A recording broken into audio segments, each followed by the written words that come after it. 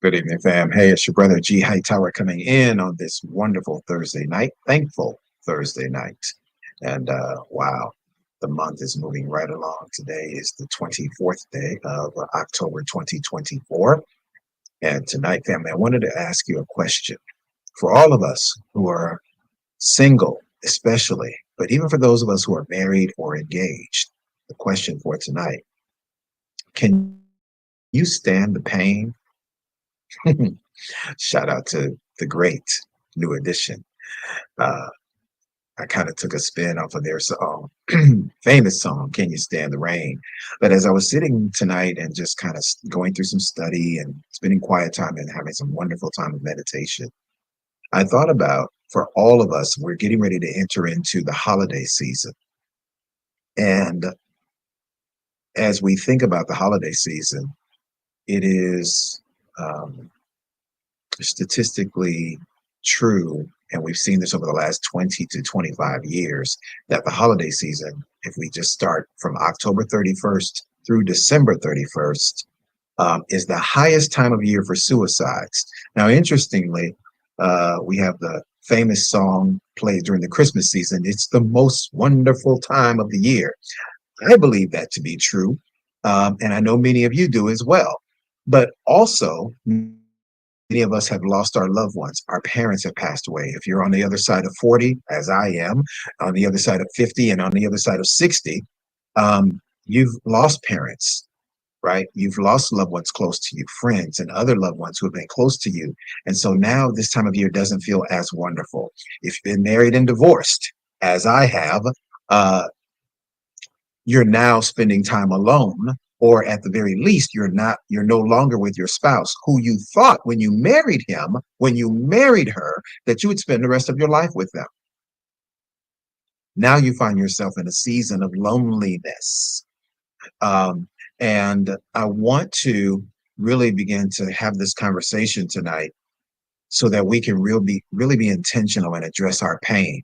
Because when I hear people making angry statements and commentary on podcast shows, lives like here, YouTube Live, Facebook Live, um, when I see people making angry posts or making very sarcastic comments on other people's posts, such as mine, regarding relationships, I know that's coming from a place of pain, unhealed pain.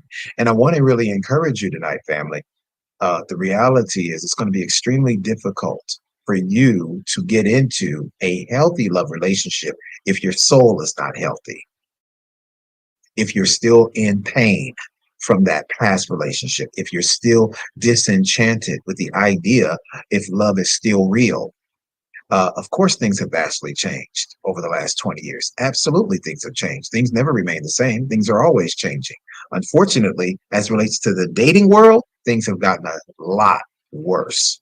And it's not just men, ladies. It's a lot of women out there that are perpetuating unhealthy, downright toxic ideals that keep the dating world just very a very unpleasant place. But what I believe is that when our souls are healed and we are really ready for love, then we will attract like-minded, like-spirited people. There is such a thing as the law of attraction. I know a lot of us perhaps don't subscribe to that, but the law of attraction is real. All you got to do is, and I listen, anybody who wants to take this challenge, I'll bet you $100. I'll bet you $100 that if you take 30 days and practice a new mindset, I promise you in Jesus' name that within those 30 days, you will attract like-minded, like-spirited people. Those of us who became new entrepreneurs as we left the corporate world, we just started attracting entrepreneurial people, people who are already in business, people who were very successful in business and had always been. We start attracting those kind of people when we left the corporate world, right? The same thing is true in relationships and in all areas of life. When you change your mind, it will change your surroundings. It will change your atmosphere. It will change how you attract people. It will change how you interact with people. But the change begins in you. So when we're talking about making statements like, oh my God, Dr. G, what's going on with these men out here? The dating world, listen, the dating pool has pee in it. We can't find good men. Well, no, it first begins with you being a good person. Are you a good person? I know you think you're good, but a lot of us have an overinflated sense of self. A lot of us think that we're really better than we really are. Can I confess my mess tonight? And maybe y'all will still love me. Listen, I found out even most recently that I have some areas in my soul that's to be healed. And as much as I am a husband in search of and believing God for my wife, guess what? I've got to get those areas in my life shored up. I've got to get those areas in my life healed. I've got to get those areas in my life strengthened, because how can I be a good, loving, effective husband who is designed to pour love into my wife if I've got broken areas in my life that are unhealed and the wounds haven't even been addressed? So all of us have to do some soul work. Can I get about 8 bold people that'll drop that in the chat? Soul work. Just drop 2 words in the chat for me. Soul work. Soul work. Soul work. Hey, Miss Raven, good to see you. Bishop, I see you. Bishop Joyce. Lakia, good to see you. I see you all. Miss Veronica, thank you all for coming in tonight. Listen, you all please go ahead and share the broadcast. I'm already getting into it. I'm only going to give you 3 love nuggets tonight because I still have some work to do before I retire right around midnight. So do me a favor, family. Go ahead and drop those 2 words in the chat for me, soul work. And then do me 2 favors. Please share this broadcast, if you will. And then, if you will, please drop 3 names. Drop 3 names in the comment section. Why? Because what that does, it essentially tags people and brings people into the broadcast. Lakia, good to see you, dear. Blessings on you. So let's go, family. Let's get into it. Yes, come on, Raven. It's time to do that soul work. If you ever plan on being connected to your purpose partner, if you ever plan to really have love in your life again, or maybe for some of us have real love in our life for the first time, if you're ever going to experience that, come on, Bishop Joyce, help me teach. Healing has to take place first, because if healing doesn't take place, and when I say healing, I don't mean that you have to be perfect. None of us are perfect. There's only one person who graced this earth who was perfect in all of his ways. His name is Jesus the Christ, Yeshua HaMashiach. He's the only one. The Messiah is the only one who walked this planet and was perfect in all of his ways. All the rest of us are works in progress. Okay. Now, that said, we have to do the soul work first, because if you don't put in that time with God in order to heal your soul, when you do get into a relationship, you're going to bring your pain into your relationship. And you know the old adage, family, hurting people hurt people. So if you're still hurting, if you're still in pain, if your soul is still wounded based on what your ex did, based on the nasty, horrible, verbally abusive things that your ex said to you, you're going to bring that pain inevitably into your relationship. And I know you believe you're a great person, and I do too. You are a great person, but inevitably you will drag that pain that has gone unaddressed. You will drag that pain into your relationship. It doesn't matter who you are, how great you are, how astute you are in the things of God, how well educated you are, how much counseling you have done, how much therapy you have done. If you don't get that area healed, you will inevitably bring that into your relationship. All right. So I want to go ahead and address a couple of things tonight.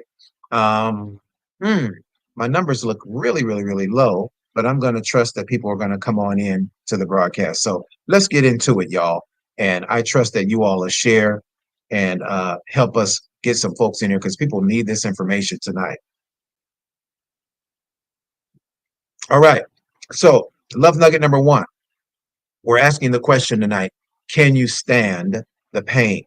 So the pain that we're talking about is the pain of going through a bad breakup, the pain of divorce, and certainly even after having lost a loved one, the pain of loneliness.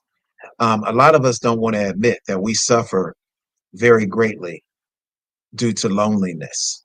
A lot of us won't admit it because we want to put the God card up there or the God banner as if God has me in this season of being alone. You've been alone for years. When is God going to end that season in your life? I mean, are you going to stay single and lonely forever, forever, forever, ever? Come on now. Listen, what you're not going to do is be in a place where you're saying that God has you here when in reality, you don't have to be here. You could actually be in a relationship. You don't have to be here. You could actually be in a healthy relationship that's moving toward marriage or already married. One of the ladies who was one of my students from our class that I just completed, our group coaching, which was a 6-month group coaching course. One of the ladies that went through my class, guess what? She followed the instructions. I gave her a specific homework assignment. She followed the instructions. The next couple of weeks, she was dating a gentleman. That gentleman consistently flew into town to spend time with her. Just so happens that she lives in the same town where his mom lives. So, double blessing for him, going to visit his mom and going to visit his new lady. Well, over the next 4 months, he consistently flew in town and spent time with her for days. Guess what? In June, he took her on a cruise. In August, they're engaged to be married. Hello? The journey started in February. In August, they're engaged to be married. It don't take a long time, y'all. And ladies, let me bless y'all with this tonight. Ladies, don't let these men string you along. A year, 2 years, you've been dating this brother, and he hasn't identified anything. He hasn't stated his intentions concerning you. Listen, ladies, you got to get up out of that relationship. We ain't got time to waste like that. No, you don't hang out with no man and be dating him and having intimate times with him and all of that kind of stuff. And he hasn't stated his intentions. The devil is a lie and his cousins. Listen, let me help you here. When I was 14 years old in the ninth grade, when I went to go take my girlfriend to the skating ring, her daddy said, "So what are your intentions with my daughter?" I was 14. So what you're about to tell me is that 40-year-old and 50-year-old grown men, 32, 35-year-old grown men aren't able to state their intentions concerning you? No, Tricks are for kids. No, we're not playing those games. A man should be spending time with you, and within 90 days, if you all are consistently spending quality time together, now that's one of the carrots right there. If you are consistently spending time together, consistently pouring into each other over the phone and so on and so forth, within 90 days, that man should know what plans that he has for you, how he sees you in his life. Now, if you all are a long distance dating relationship, it's going to take longer than 90 days because you're not having the time to spend together. Although the lady that I just told you about, who's one of my students, that man came into town every month, flying in to see her. Within 4 months, he already knew, yeah, this is the woman I want to build a life with. 6 months, he was giving her a ring. How y'all doing? Y'all all right? Y'all can stay in these pseudo prolonged love relationships for 3 years, 5 years, 6 years if you want to, and still don't have a ring and still have no hopes, no intentions, no plan that's been clearly stated concerning your life. Ladies, you are allowing a man to occupy the space of your future husband if this man hasn't stated that's how he sees you in his life. Brothers, I'm an equal opportunity preacher. I got your back too. Brothers, don't let ladies string you along. Say, well, I'm still getting over my divorce. Boo, that was 4 years ago. And I understand for some people it does take longer, especially if you've been through some types of abuse. So I'm willing to be patient. But now you can't be with me and enjoy all of the fruits of a relationship. And I already told you I'm a marriage focused man and I'm looking for my wife. So you want all the wifely benefits that I would give to a woman that I see in that way, but you don't want to commit yourself to me or you don't want to be exclusive with me. Nope, I'm not an option, baby. I'm a number one draft pick. If you don't see me as that, I'm cool. No problem. Let's just be friends. But what I'm not going to do is be in your life. And I'm hoping that you will see me in the way that I see you. But really, I'm just an option. I'm just one of the 5 brothers that you juggling in your life. Nah, baby, I'm not an option. You better recognize. So, brothers, be upfront. Tell her straight out what time it is. All right, here we go. So we're talking about overcoming the pain of divorce, overcoming the pain of a breakup, overcoming the pain of the loss of a loved one. All right. Love nugget number one. How do I get over the pain? Love nugget number one, family, you got to acknowledge that the pain is there. It's okay. You have to acknowledge that, you know what? Um, I'm going to need some time to get over that pain. It's called a grieving process. And you need to be okay with that. Brothers, we really got to be okay with that because we've been conditioned as men to suppress how we feel instead of express how we feel. And that's mentally and emotionally unhealthy. All right. Inevitably, brothers, if we don't have an outlet to express our emotions, you will ultimately and inevitably, you will either implode or explode. Haven't you seen situations where a brother came in contact with a situation or a person who offended him, and it was a slight thing? It was something that you and I would just be like, hey, man, I don't play that. Hey, bro, you better check yourself, right? And it would be a conversation. And then, boom, we would part ways, and it was a peaceful, amicable situation. But this brother right here, who has been suppressing his pain for years, that same situation that you and I would walk away from and not think nothing else of it, he blows and it becomes a huge, violent altercation because it was the straw that broke the camel's back for him. Because for years, he suppressed the pain. And today, somebody caught him the wrong time. And instead of peacefully resolving that situation, he exploded with an outburst of anger and violence. So, men, let me take this moment and bless you. Men, we have to make sure that we address our mental health. All right. Listen, you have multimillionaire athletes in NFL, baseball, NBA, and other sports that it is finally socially and culturally cool to say, hey, I have a mental health issue. I need help. Hey, I need some counseling. Hey, I need therapy. It's finally cool. But my whole life growing up, it was never cool. In my life, in my day coming up, if anybody expressed, depression or something like that, it could get you in a situation where they take you to the sanitarium, what some people call the cuckoo house. It wasn't cool. It was never cool. Not in my dad's generation, the baby boomer generation, and not in my generation. I'm X generation. Shout out to Wakanda. I'm X generation. It's never been cool. Hey, what's up, Dr. Leroy? So, hey, Michelle Hall, good to see you. So, it's okay to say, you know what, I'm in pain right now, man. Baby girl left me. She took everything. She was shady. She was a woman of poor character. I thought I was marrying a virtuous woman, but I found that I married somebody else. I married Sybil. Yeah, multiple personalities.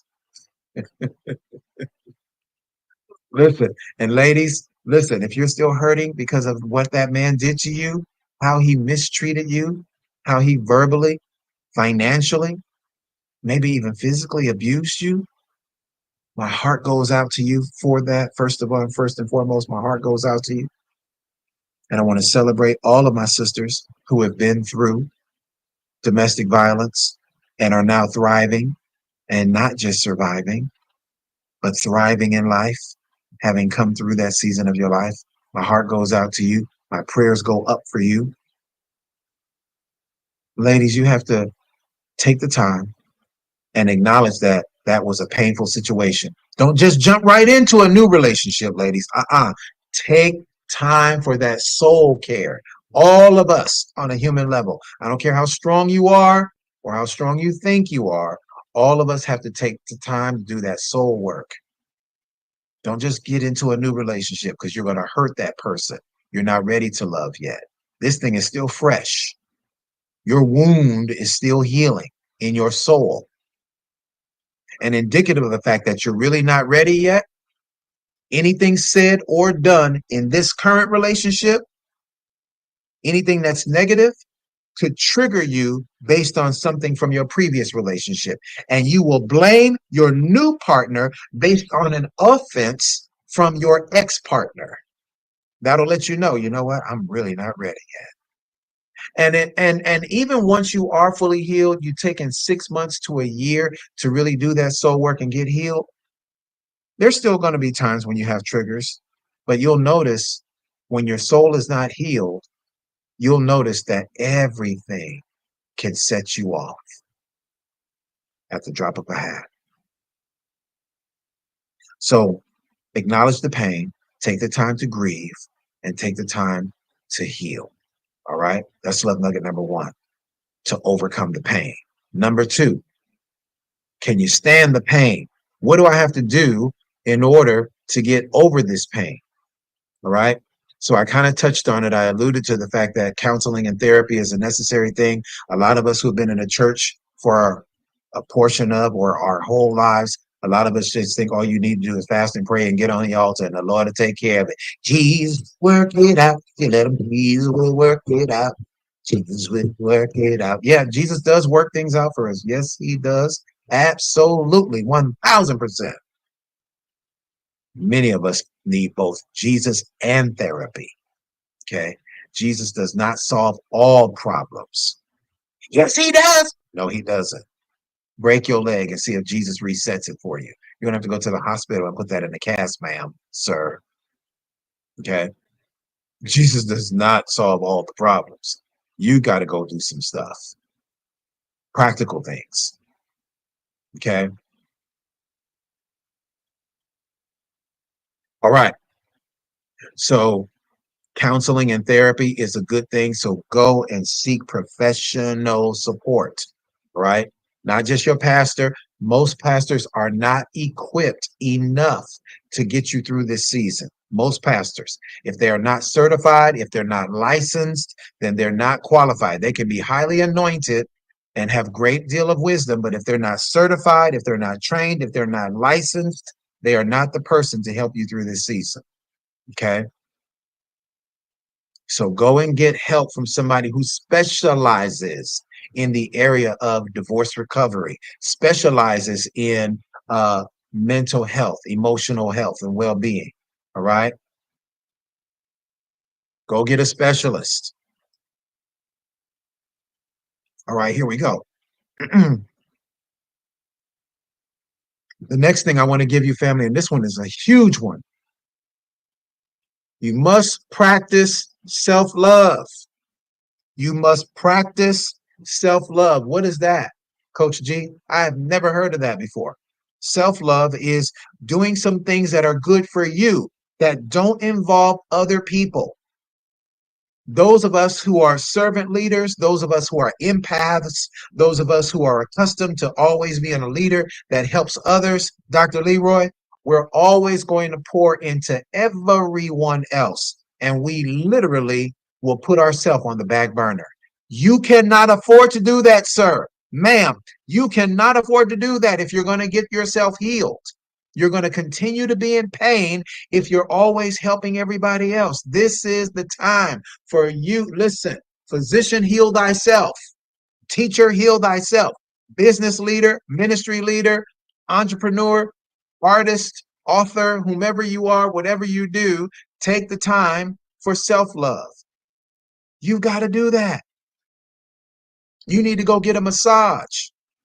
I shared with you all before. Listen, you can go during the week. You can go during the week and go get a massage. Okay. It's going to be half price. If you go on Monday, Tuesday, or Wednesday, places that normally charge anywhere from $100 to $150, it's going to be half off during the middle of the week on their slow days. Okay. All you got to do is a little bit of research. There is a massage therapist. If you live in a major city or even a smaller city, there is a massage therapist in your city. And if you do a little research, you'll see on Monday or Tuesday, or maybe it's only one day during the week, but whatever the slowest day of the week is, they're usually going to offer half off for a 1 hour massage. Go get that. Ladies, schedule yourself for a facial. Men, guess what? We need facials too. I know some of y'all think, oh man, that's some soft stuff. Oh man, that's some simp stuff. All right, then you let your skin look ugly and ashy and dried up and you're looking like a doggone prune. You let your stuff look like that. Not me. I plan on looking good as long as I can because I want my wife to be proud that her husband is a good looking, handsome husband. Praise God. hmm I take decent care of my skin, but I don't take as good a care of my skin as I could. But you know what I do? At least once a month, I go get a facial. And I'm just so blessed that my barber actually is licensed in that area too. So she'll cut my hair, which I'm well overdue, y'all. Don't talk about my hair. I know I'm well overdue. I'm looking real raggedy. Uh, she'll cut my hair and give me a facial. She's got the little machine that massage your situation, hot towel. Then I got the scrub. I either get the oatmeal scrub or I get or she does one of those other ones. I just let her do whatever she think I need. You know what I mean? And boom, I get all of that. Towel, then she washes my hair and the whole thing. I'm telling you, I spend a good 90 minutes and sometimes 2 hours there. And I'm telling you, it will literally energize you. It'll refresh you. It will pull tension up out of you. Then she's got this other little machine and she massages my shoulders and gets the tension up out of my shoulder. Man, I'm telling you, get you a self-love day. You don't have to have the whole day, but you deserve it, ladies. Gentlemen, you deserve it. 2 hours a week. That should be just for you. Turn that phone off. There's nobody that can call me when I'm in there with my lady at the salon. There's nobody that can call me. I block that time out. My phone is on silent. I'm not answering nobody's calls because that's my time. And you need that time too. This is going to be significant for your healing so that you become a more relaxed, more peaceful person, getting back to being your best self. All right. That leads me to love nugget number 3. Part of you overcoming the pain and getting to your best self is you have to reclaim your identity. Somebody drop that in the chat for me. Reclaim your identity. Now, I want to really speak this to the ladies tonight because most of you ladies, if you married a man of influence, a man who is in leadership, a man who is a businessman, oftentimes women become so ensconced in the work that their husbands do that they lose themselves. I've been serving in pastoral counseling, specializing in relationship for over 20 years. And I've heard countless women tell me that their greatest frustration in being married or having been married is that I lost a part of myself or I lost myself completely. I hear so many women say this. I lost myself. You know what? Pastor G, I lost myself. I didn't even know myself anymore. My whole life, everything I was doing, I did it just for him. Everything I was doing, I did it for him. Even the simple things that I used to do for myself, I didn't do them anymore because I was so focused on his needs. And he didn't give a cotton pick about my needs. So I wasn't even in a healthy reciprocal relationship. He was so selfish that everything that I did, it was all about him. And he never saw the need to reciprocate back to me. And ultimately, ladies, listen, this is going to hurt a little bit, but listen, ultimately, that's your fault because you didn't set boundaries. You did not set realistic expectations that, hey, baby, I'm willing to do all this for you. I'll get up out of the bed at 2 o'clock in the morning and make you a sandwich. I also need, sir, more than you just having money and providing me this comfortable lifestyle. You got me in a house, you got me in a nice Escalade and all that. Thank you, baby. I appreciate that. But I also need some quality time from you. And guess what? As much as I'm helping you with your business, helping you with your ministry, helping you with your stuff, guess what, baby? I have some dreams too. And I could use an hour of your time each week where you can just help me kind of navigate some of the things that I've been wanting to do for a long time. And I put it all on the back burner because we got married and then we had kids. And I put all my dreams on the back burner. And my whole life now, babe, is about you, my husband, and my kids. Ladies, you got to let that man know. Because, ladies, men, we are not mind readers. Yeah, you might have told him 10, 20 years ago of what you ultimately dream about, but baby, I don't forgot about that. I didn't even know you were interested in that anymore. Yes, I'm interested, and I can't believe you will forget about what I told you. Because I told you when we first started dating, I always wanted to be a photographer.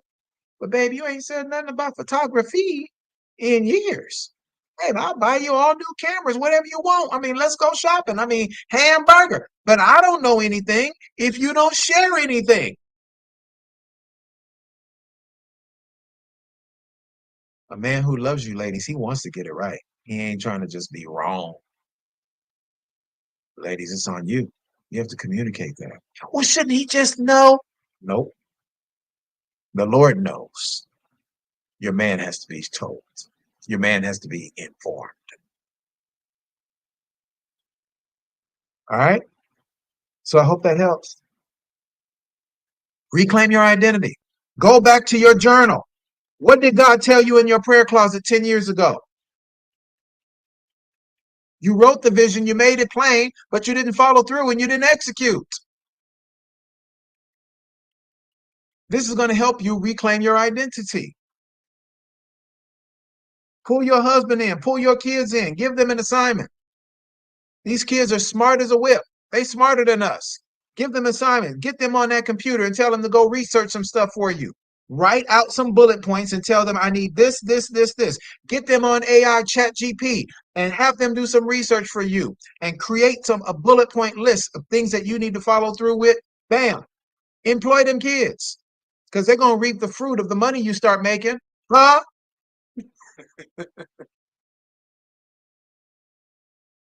Soon as you start making money, they're gonna be talking about, Mom, I need some new Jordans. Mom, I need a new backpack. Mom, I need a new Apple. Mom, I need a new watch. Mom, I need a. You don't even know what your own name is no more. You just thought your name was Mama Nita. You don't even know your own name. What's my name? Mama Nita. Mama Nita. Yeah, Mom, I need a. Mom, I need a. Mom, I need. Yeah.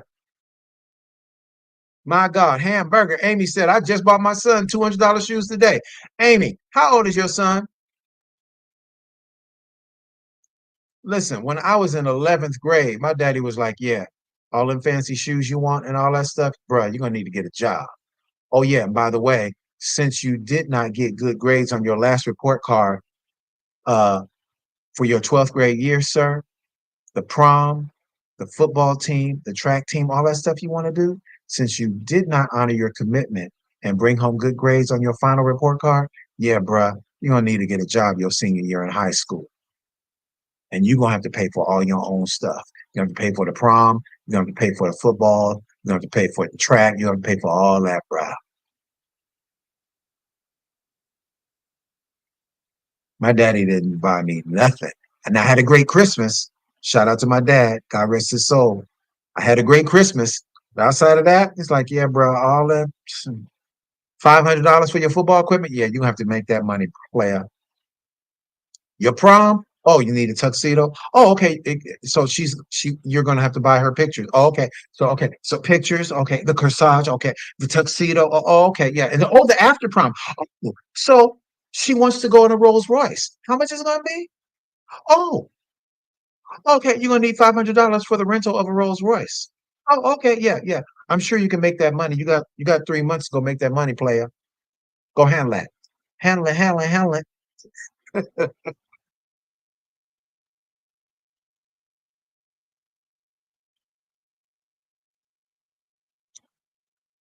All right, y'all. I'm out. I hope you've been blessed. I hope this made sense. I hope it encouraged somebody.